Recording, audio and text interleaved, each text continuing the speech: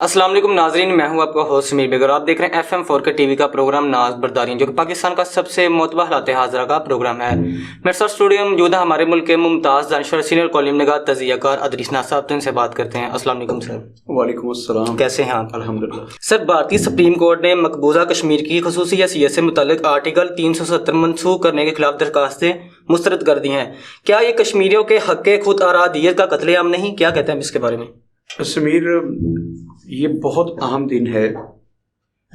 بھارتی supreme court کے chief justice DY Chandra نے 5 رکنی بینچ کے ساتھ جو آج فیصلہ دیا ہے، یہ 5 اگست 2019 کو سپریم کورٹ میں کیس گیا تھا۔ مودی سرکار نے جو 5 اگست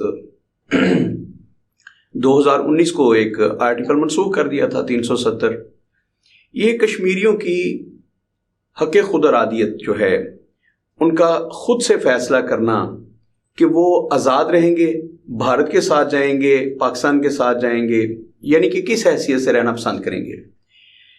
کسی بھی جگہ پہ پوری دنیا میں ایسا ہو ہی نہیں سکتا جو آج بھارتی سپریم کورٹ نے کہا ہے۔ حیرت کی بات ہے، لیکن ایک بات یاد رکھیے گا، یہ جملہ سب سے آخر میں بولنے والا تھا جو میں پہلے بول رہا ہوں جی، کیونکہ بھارت اس وقت دنیا کی بڑی طاقت ہے، دنیا کی سب سے بڑی جمہوری طاقت اور دنیا کی تیسری چوتھی بڑی معاشی طاقت۔ اس وجہ سے وہ جو بھی فیصلہ کرے، بھائی دنیا تو اس کی طرف دیکھے گی نا۔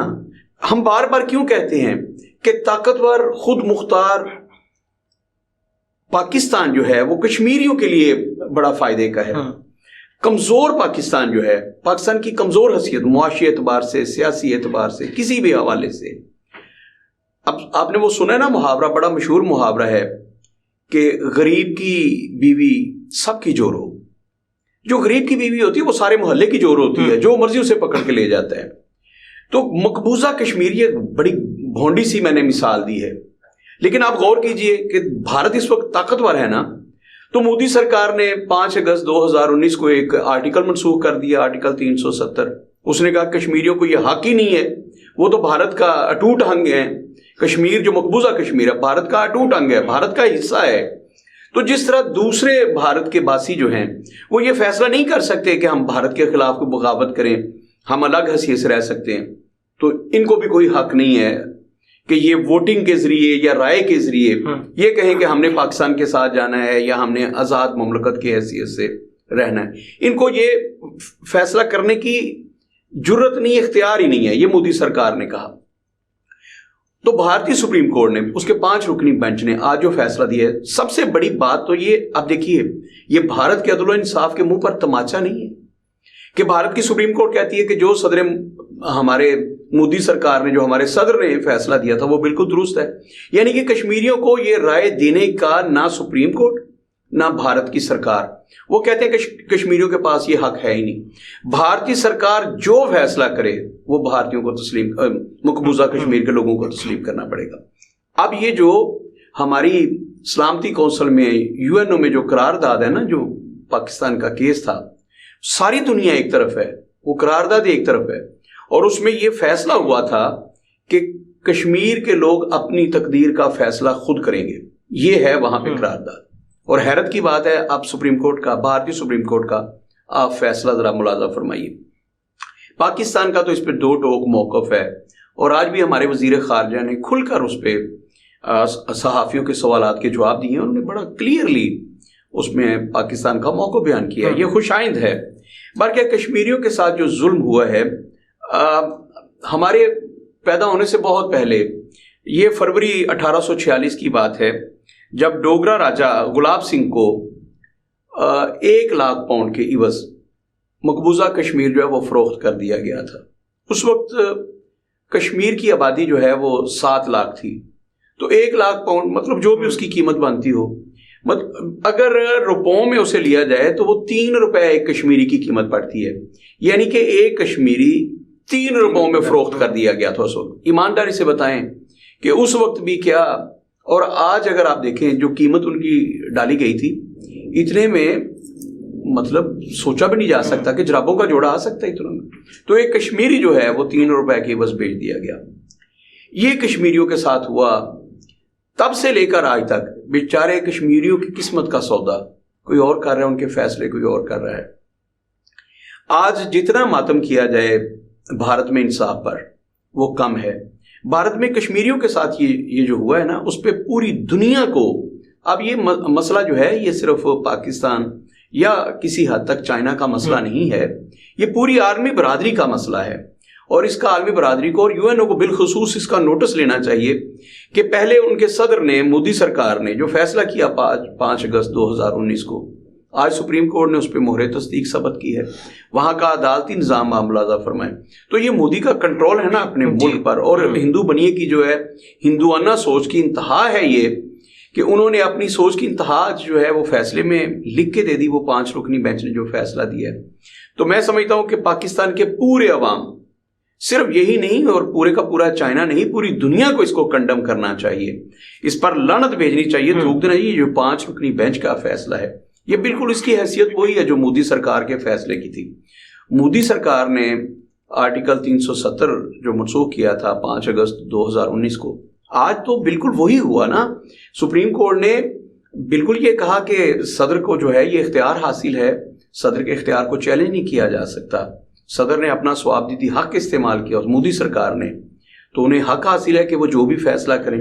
تو انہوں نے کہا کہ مقبوضہ کشمیر جو ہے انہیں حق ارادیت کا کوئی استحقاق ہی نہیں ہے، ان کو یہ حق حاصل ہی نہیں ہے کہ وہ اپنی تقدیر کا خود فیصلہ کریں۔ مطلب انہوں نے وہ اٹوٹ انگ والی جو بات تھی اسی کو ثابت کرنے کی کوشش کیا کہ مقبوضہ کشمیر تو کسی زمانے بھی میں متنازع علاقہ تھا ہی نہیں، یہ تو پہلے دن سے بھارت کا حصہ تھا، اور بھارت کا حصہ جو ہے اگر وہاں کوئی آزادی کی بات کرتا ہے تو وہ بھارت کا باغی ہے، اور اس کے ساتھ وہی سلوک ہونا چاہیے جو کسی باغی کے ساتھ ہوتا ہے۔ اب ایک بات تو یہ ہے کہ یہ ہم تو اس کو کنڈم کرتے ہیں، پاکستان کے ایک فرد جو ہے اس کو کنڈم کرتا ہے، پاکستان کا ہر باسی اس کو کنڈم کرتا ہے۔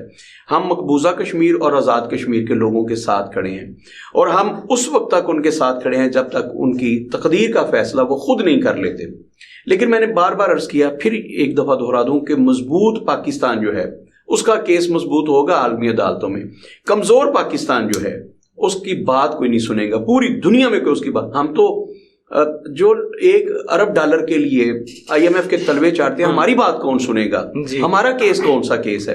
تو بھارت اس وقت دنیا کی بڑی معیشت ہے، میں بار بار کہہ رہا ہوں کہ دنیا کی دوسری تیسری بڑی معیشت اور دنیا کی سب سے بڑی ڈیموکریسی وہ بھارت ہے۔ تو بھارت کی جو آواز ہے وہ بڑی توانا ہے۔ پاکستان کا طاقتور ہونا، بار بار کہہ رہا ہوں کہ اتنا ضروری ہے کشمیریوں کے حق خود ارادیت کے لیے، کشمیریوں کے مفادات کے تحفظ کے لیے، مضبوط افغانستان کے لیے، مضبوط ایران کے لیے اور مضبوط چائنا کے لیے پاکستان کا طاقتور ہونا بہت ضروری ہے۔ اور اس خطے کو، ایشیا کو اگر آپ نے اور دنیا کو بیلنس کرنا ہے، یہ رشیا بھی ذہن میں رکھیں، رشیا کے لیے پاکستان کا توانا طاقتور ہونا بہت ضروری ہے۔ اگر پاکستان طاقتور نہیں ہوتا تو رشیا کی جو خود مختاری ہے، اس کی جو ایک سمجھ لیجیے کہ وہ دنیا کی دوسری بڑی سپریم پاور تھی، اب ختم ہو گئی ہے، چائنا نے اس کو ریپلیس کیا، تو رشیا کے لیے بہت ضروری ہے۔ اسی طرح پورے عرب ممالک کے لیے، فلسطین میں جو ہو رہا ہے اور جو عرب ممالک کا کردار ہے، آپ غور کیجئے کہ اگر پاکستان مضبوط ہوتا، اگر پاکستان کی آواز اتنی توانا ہوتی تو آج فلسطینی اس طرح نہ پیس رہے ہوتے۔ پاکستان اپنا بھرپور کردار ادا کرتا، لیکن ہم کیا کردار ادا کر سکتے ہیں؟ ہم تو بھیک مانگنے والی قوم ہے، کشکول لے کے پورا ہم نے چندہ اکٹھا کرنا ہوتا ہے پوری دنیا کا۔ جب ہمارا صدر نکلتا نا وہ بیچارہ، تو کہاں دبئی سے شروع ہوتا ہے اور عرب ممالک ایک ایک شاہ کے پاس جاتا ہے اور اپنا کشکول پھیلاتا ہے۔ تو ہم لوگ کیا فلسطینیوں کی مدد کریں گے؟ بس ایک سٹیٹمنٹ دے سکتے ہیں نا یہاں بیٹھ کے۔ ہماری آواز کو کون سنتا ہے؟ سعودی عرب کی آواز بڑی طاقتور ہے مسلم امہ میں، کیونکہ ایک امیر ملک ہے، لیکن اس نے وہی کرنا ہوتا ہے جو امریکہ کہتا ہے۔ تو خیر، پاکستان کا تو اللہ حافظ ہے۔ میں بار بار پاکستان کے عوام سے مطالبہ کرتا ہوں، خدا کا واسطہ ہے تم کو، جب آپ چناؤ کرنے جاتے ہو، جب آپ ووٹ ڈالنے جاتے ہو، تو خدا کا واسطہ یہ تو سوچ لیا کرو کہ پاکستان کے ساتھ مخلص کون ہے۔ وہ لوگ پاکستان کے ساتھ مخلص ہیں۔ میں بار بار لوگوں کو کیا سمجھانے کی کوشش کرتا ہوں؟ اچھا، کل آ رہے ہیں ہمارے یہاں بلاول بھٹو زرداری گجرانوالہ میں، خوش آمدید۔ یہ کبھی ان کا کلا رہا ہے گجرانوالہ پیپلز پارٹی کا۔ ایک وقت تھا جب یہاں پہ N100 ہوتا تھا اور پورے شہر میں ایک ہی قومی حلقہ ہوتا تھا۔ یہاں خان غلام دستگیر خان صاحب، خرم انجینئر خرم دستگیر کے والد خان غلام دستگیر خان، اور ان کے مقابلے میں حاجی امان اللہ ہوتے تھے، تو 2-3 ہزار ووٹوں کا فرق ہوتا تھا پیپلز پارٹی کا اور نون لیگ کا. نون لیگ تو نہیں تھی تب، چلے خیر جو بھی تھی، مسلم لیگ کا، یہ 2-3 ہزار ووٹوں کا فرق ہوتا تھا اگر جیتے تھے خان غلام دستگیر خان، ورنہ پیپلز پارٹی جیتی تھی. اور پھر جب اس کی بھاگ دوڑ آئی، سٹی صدر بنے چودھری خالد ہمایوں مرحوم بڑے متحرک آدمی تھے، انہوں نے بہت کچھ کیا پاکستان پیپلز پارٹی کے لیے، لیکن زندگی نے ان کے ساتھ وفا نہ کی اور کسی نے بھی ان کے ساتھ وفا نہ کی. تو خالد ہمایوں کے دور میں بھی یہاں سے پیپلز پارٹی نے کلین سویپ کیا تھا ایک طرح سے. مسلم لیگ نون کا تو کوئی بندہ نہیں جیت سکا تھا، 5 MP ان کے جیت گئے تھے، اور ایک MNA جو تھا ان کا عمران اللہ چودھری ایڈوکیٹ، وہ جیت گئے. اور ایک کتاب نے ایک سیٹ لی تھی خرم دستگیر کے مقابلے میں، ہمارے استاد محترم قاضی حمید اللہ خان صاحب وہ جیتے تھے. اور 2 صوبائی نشستیں جو تھیں ان میں سے ایک جو نشست تھی وہ بھی کتاب کے نام پہ آئی تھی، تو مفتی غلام فرید ہزاروی صاحب. تو پاکستان پیپلز پارٹی کا کلا رہا ہے، یہ مسلم لیگ نون کا کلا ہی نہیں رہا. صرف گجرانوالہ پاکستان پیپلز پارٹی کا آج بھی بہت ووٹ بینک ہے، لیکن پاکستان پیپلز پارٹی جو اس کی قیادت گجرانوالہ میں جو ہے، مطلب میں سمجھتا ہوں کہ کارکنوں کے ہاتھوں میں نہیں ہے. اگر کارکن اس میں شامل کیے جائیں، ان کو انگیج کیا جائے، تو آج بھی پاکستان پیپلز پارٹی جو وہ پلڑا اس کا بھاری ہے گجرانوالہ میں. تو اب جو یک طرفہ ہے اس کی وجہ پاکستان پیپلز پارٹی کی قیادت ہے، کمزور قیادت ہے. ہمارے پورے پنجاب کی قیادت کی بات کر رہا ہوں، پنجاب کی قیادت کمزور ہاتھوں میں ہے. خیر بات ہو رہی تھی کہ جب لوگ ووٹ ڈالنے جائیں تو یہ ضرور دیکھیں کہ ہم ووٹ کسے دینے جا رہے ہیں، کیا وہ پاکستان کے ساتھ سنسیئر ہے، کشمیر کاز کے ساتھ سنسیئر ہے. ایک پوسٹ تھی سوشل میڈیا پہ گردش کر رہی تھی کہ وہ لوگ جن کے اپنے پیسے اس ملک میں نہیں ہیں، اب نواز شریف صاحب کی مثال لیں، ان کا سارا پیسہ جو ہے وہ لندن میں ہے جی، ان کے بیٹے وہاں کاروبار کر رہے ہیں نا. میاں صاحب، اچھا میں میاں صاحب کے ہی اعداد و شمار سامنے رکھنا چاہوں گا. میاں صاحب کہتے ہیں میرے پاس تو کچھ بھی نہیں ہے پاکستان میں، وہ بیچارے کوڑیوں میں دیتے ہیں آپ کو ٹیکس. تو میاں صاحب کہتے ہیں کہ میرے پاس پاکستان میں تو کچھ بھی نہیں ہے. وہ بیچارے جو ان کا جاتی عمرہ کا اربوں خربوں روپے کی مالیت کا گھر ہے نا، وہ کہتے ہیں یہ کوڑیوں کا ہے. میں تو وہ جتنے میں نواز شریف سب گوشواروں میں لکھتے ہیں نا کہ اتنے کا ہے، میں وہ خریدنے کے لیے تیار ہوں. میاں صاحب اپنی بات پہ پکے رہے، میں کہیں سے قرض اٹھا کے بھی وہ خریدنے کے لیے تیار ہوں. میاں صاحب اپنی بات کے پکے رہے کہ جاتی عمرہ کا محل جو ہے اور ماڈرن جتنے انہوں نے گوشواروں میں لکھے ہیں اتنے پیسوں میں لینے کے لیے تیار ہوں. میں تو سارے میاں صاحب کو خرید سکتا ہوں نا، پھر میں تو اتنا طاقتور ہوں، اتنا امیر ہوں کہ میں پورے کے پورے دونوں میاں برادران کو خرید سکتا ہوں. خیر میاں صاحب کہتے ہیں پاکستان میں تو میرے پاس 4 پھوٹی کوڑی ہیں. تو باقی جتنے بھی پیسے ہیں میاں صاحب کے پاس، اربوں ڈالر جو ہے وہ تو ہے ان کے بھارت میں اور عرب ممالک میں اور سارے انگلینڈ میں. تو میاں صاحب کے جن کے پیسے باہر ہیں، ایمانداری سے بتائیں وہ پاکستان کے ساتھ سنسیئر ہیں. اگر یہ پاکستان کی اکانومی کو مضبوط کرنا چاہتے ہوں تو ہم جو 1 ارب ڈالر کے لیے دھکے کھاتے پھر رہے ہیں نا، میاں صاحب اکیلے پاکستان کے خزانے کو خربوں ڈالر سے بھر سکتے ہیں. ایک بندے کی بات کر رہا ہوں. تو جن کے پیسے باہر ہیں یار وہ پاکستان کے ساتھ سنسیئر ہے. اگر زرداری صاحب کے آپ دبئی کے صرف اثاثہ جات کی، اسحاق ڈار کے دبئی کے اثاثہ جات کی، جو ان کے وہاں پہ جو ان کے پلازے ہیں نا، آپ کی سٹی گم ہو جائے گی، آپ حیرت زدہ رہ جائیں گے کہ یہ اسحاق ڈار صاحب کے پلازے ہیں، یہ ان کی کمرشل بلڈنگز ہیں. اور جناب یہ آصف علی زرداری 1 کلومیٹر پھیلی ہوئی بلڈنگیں ہیں جناب آصف علی زرداری صاحب کی. 1 کلومیٹر میں صرف رقبہ ہی ان کا ہے اور کمرشل ایریا وہ خربوں ڈالر کی مالیت کا ہے. تو وہ لوگ جن کے سارے پیسے جو ہیں وہ باہر ہیں، ایمانداری کے ساتھ بتائیں وہ لوگ اس ملک کے ساتھ سنسیئر. اور عمران خان صاحب کا لیں آپ، میرے کو وہ چہیتے نہیں ہے، ان کی بہن جو ہے وہ سارا بزنس تو وہی کرتی ہے. عمران خان صاحب تو کہتے ہیں میرا تو کوئی کاروبار ہی نہیں ہے، میرا تو کوئی کاروبار ہی نہیں ہے. اچھا بابا آپ کو کوئی کاروبار نہیں ہے تو آپ کی بہنیں جو اربوں ڈالر کا کاروبار کر رہی ہیں وہ بھی تو سارے باہر پیسے ہیں. تو یہ لوگ جو ہیں، مطلب جتنی بھی بڑی پارٹیز ہیں، ایک بندے کا میں آپ کو بتاؤں تو آپ سن کے حیران رہ جائیں گے، آپ کانوں کو ہاتھ لگائیں گے کہ یار یہ لوگ یہ پاکستان کی تقدیر کا فیصلہ کرتے ہیں. آپ کے MNAs اور MPs کے کاروبار جو ہیں جی وہ باہر ہیں اور ڈالروں میں وہ کر رہے ہیں. تو جب ہم انہیں ووٹ دیتے ہیں تو ہمیں شرم نہیں آتی، ہم اپنے گریبان میں نہیں جھانکتے کہ یہ لوگ جنہیں ہم ووٹ دینے جا رہے ہیں ان کا تو کاروبار بھی پاکستان میں نہیں ہے. یہ ہمارے لیے جو کہتے ہیں نا آپ کے لیے اربوں ڈالر مانگنے گئے ہیں، یہ ہمارے لیے مانگنے نہیں جاتے. اگر ہمارے لیے مانگنے جائیں، آج نئی پالیسی آ گئی ہے IMF سے، ہم نے کہا ہے کہ 2024 جو ہے اس میں ہم عوام کا خون نچوڑ کے وہ جو لیوی ٹیکسز ہیں نا ان پہ آپ کو سمجھ آ جائے گی کہ پیٹرول کہاں جاتا ہے.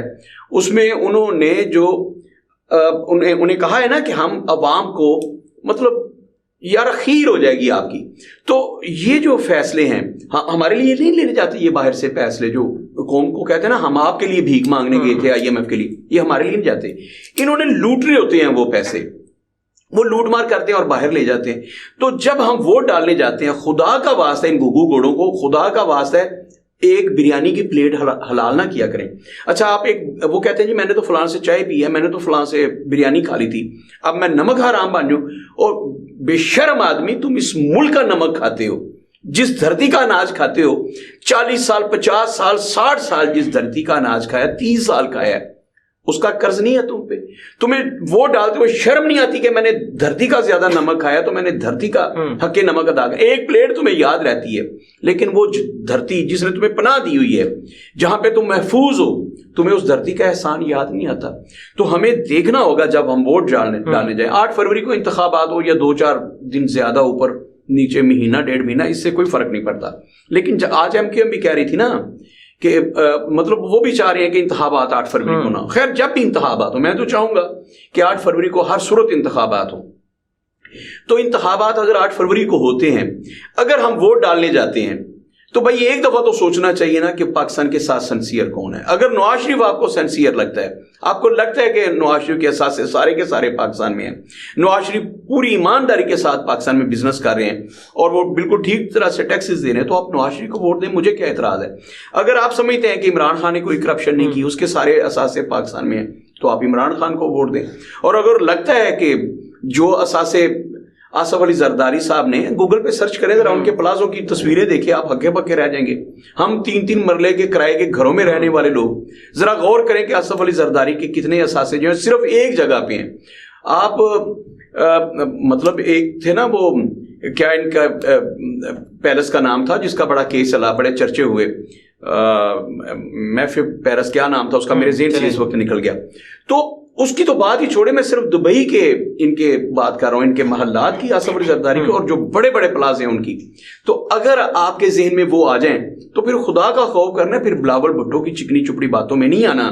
یہ نہیں سوچنا کہ بلاول بھٹو جو ہے ملک کی تقدیر سنوار دے گا, اس نے کیا تقدیر سنوارنی ہے. اگر وہ اتنا سنسیئر ہو تو سب سے پہلے تو اپنی دولت واپس پاکستان میں نہ لائے, وہ پاکستان کے ساتھ سنسیئر ہو.